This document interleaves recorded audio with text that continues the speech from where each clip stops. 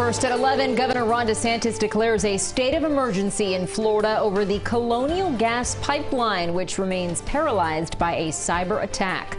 Colonial was forced to shut down operations after a group of hackers called DarkSide broke into its computer system as part of a ransomware attack. The disruption is creating a mad dash to the pump in some parts of the southeast, but that may do more harm than good.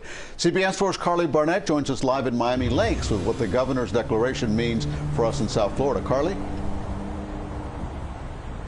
Elliot, Lauren, yes, the governor issuing the state of emergency in light of the Colonial pipeline news. But experts say overall Florida's supply really shouldn't be as affected as other states. In fact, the biggest threat to us would be people panic buying gas.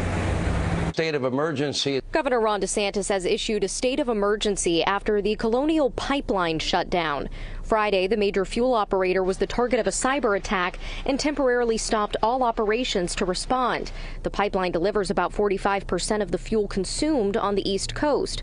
On Fox News, Governor DeSantis said the shutdown posed a potential threat to the delivery of fuel to the state. This is something that's a very serious attack on critical infrastructure in our country. This pipeline actually doesn't touch Florida, but it does feed into many of our gas stations.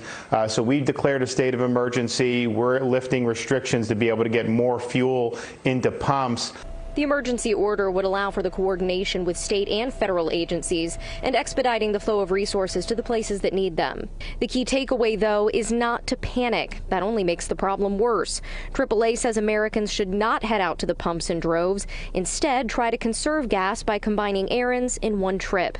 Also, according to AAA, Florida's supply should not be as affected as other states since most of the state's fuel is delivered by ship. But it could affect prices in the coming days, as that's just basic supply and demand. The U.S. Department of Transportation announced additional help for 10 states affected by this cyber attack. Florida is not one of them. The average price of gas in the state right now is $2.88. Going back to that panic buying, we really want to emphasize a AAA spokesperson went so far as to say that that's in fact the biggest threat when it comes to supply. So do not head out to the pumps unless you absolutely need to. Colonial says they hope to have all of their issues resolved and everything back to normal by the end of the week. Live in Miami Lakes, Carly Barnett, CBS 4 News Tonight.